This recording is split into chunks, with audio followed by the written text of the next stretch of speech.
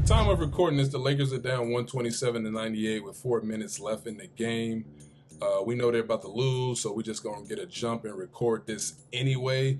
I had a feeling they would lose this game again. You weren't going to sweep the Golden State Warriors. That's just not going to happen. So, yeah, we're just going to record this anyway as the series goes to L.A. Lakers and Warriors tied at 1 apiece. Lakers did what they were supposed to do. Lakers did what they were supposed to do. Hold on, somebody's calling me right now. I got to let them know that I'm recording. One moment. My brother. Let me. I'm recording right now. Let me call you right back. I got you. So yeah. But anyway, when this game started, when LeBron James, when I saw him getting off, when I saw him, scoring all the points and AD wasn't involved, he was a non-factor. You pretty much knew what we were headed for if AD is not going that early. Because when he's not going that early, I don't anticipate that he will pick it up and turn things on. When the Lakers so far, in the 3 playoff losses, all 3 of the Lakers' losses has been blowout losses. This is the worst, of course, because this is the best team we've played in the playoffs and the play-in. Minnesota, Memphis, Golden State. Golden State is clearly the better team of all 3. So when the Lakers lose, they're getting blown out.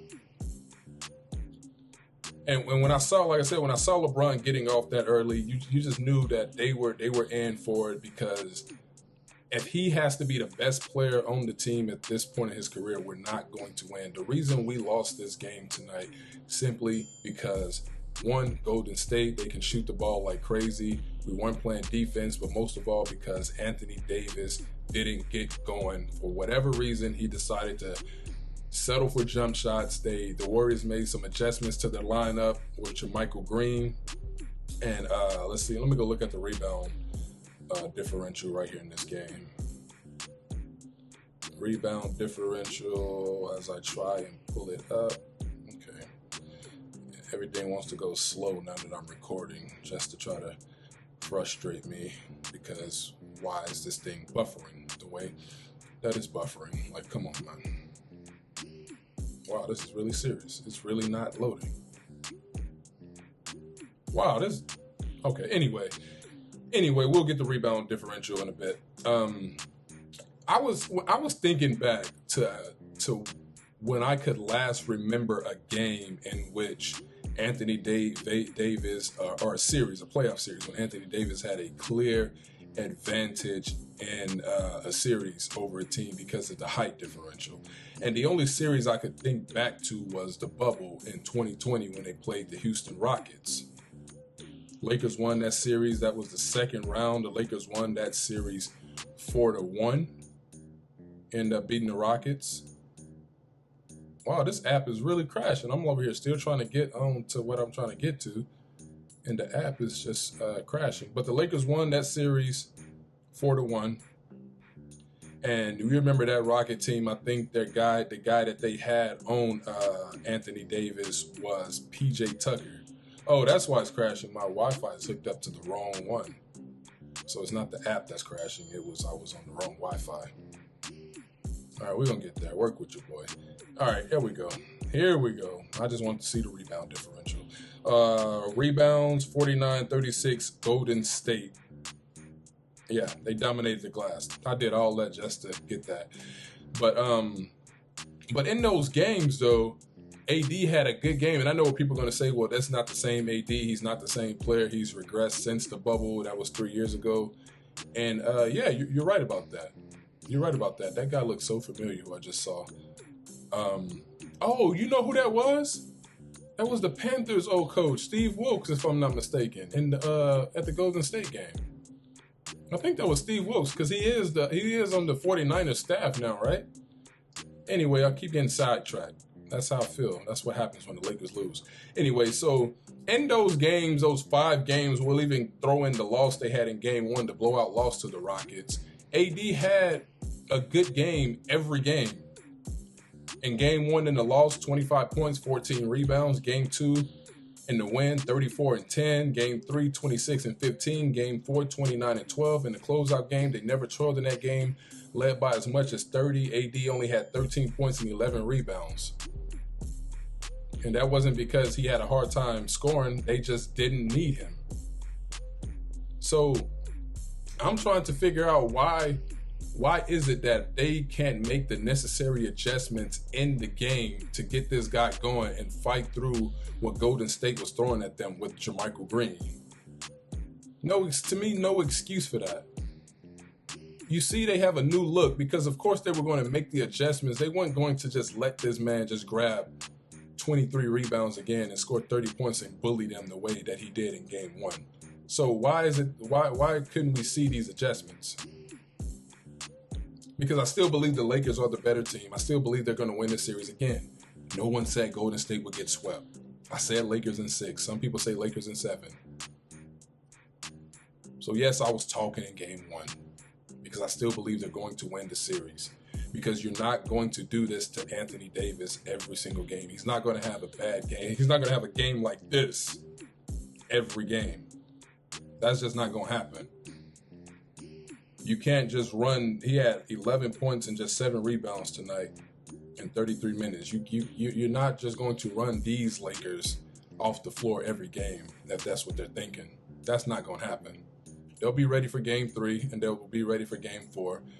And then in game 5, they may lose again because, again, Lakers in 6. So don't be fooled by this blowout. This is not going to be the norm. It was a great game. Klay Thompson came out. They went crazy, especially Klay Thompson. Steph Curry with the assist tonight. That was the true story of Stephen Curry's game, the assists, the way that he was able to distribute the ball and find guys. But the Lakers are going to make the adjustments too. But like I said, the thing that frustrates me is why where I don't see the end game adjustments with them. They always seem to get blown out and wait until the next game to make those adjustments. That's what's frustrating. That's what I don't like seeing. But they were able to split. They were able to split in chase, which people probably thought they wouldn't do. A lot of people think the Warriors are clear runaways, and after this game, people are really going to think the Warriors are going to run away with this series because a lot of people are fooled and think that this is who the Warriors are. But I don't think this is who they are, and I'm not just saying that as a Laker fan. I knew it wasn't over against Sacramento. Again, that was the Kings. The Kings are up and coming. They are similar to what the Warriors were when the Warriors were up and coming. The Warriors are not that anymore. They're not going to run. The Lakers are going to make the adjustments because they have a mix of veterans and speed. They can run with these guys. Like this right here, stealing the ball. They've been doing this a lot to these guys. They're going to make those adjustments, and they'll be back in game 3 and game 4. They have to protect their court.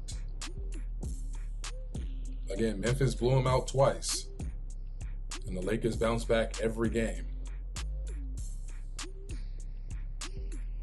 So as this game winds down right here, 1 minute, 10 seconds left.